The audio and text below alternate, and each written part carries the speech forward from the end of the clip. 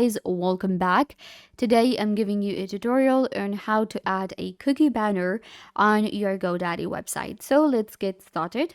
First, you can open up godaddy.com and you will get to the website builder. Inside your website builder, you will be able to edit your website, and we can add different sections, different items to our website to make it look professional. When it comes to adding a cookie banner, it's actually really easy. What you're going to do is you're going to actually navigate to this option right here. We have website theme and settings. So what you're going to do is you're going to click on the settings right here. In settings, we have a bunch of different options. What you're going to do is you're going to scroll down a little bit to the analytics and tracking. Inside analytics and tracking, we have cookie banner. So you're going to select this one.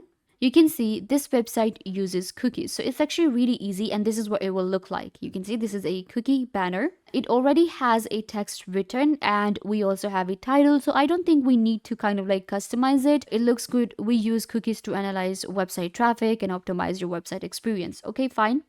Then we have the accept button, and if you want to give a decline button, then you can give one, a choice to your users, or you can just give the accept button. So I'm going to actually add a decline button as well. And then we have advanced tracking option enabled. Once you're done, you think it looks good, then you're going to just click on done right here. So you're going to click on publish. I am clicking on publishing, and my cookie banner will be published. And every time someone visits my website, a customer or a visitor, they will be shown this cookie banner right here, and they will be giving two options of decline and accept. So we have a cookie banner now, which looks like this.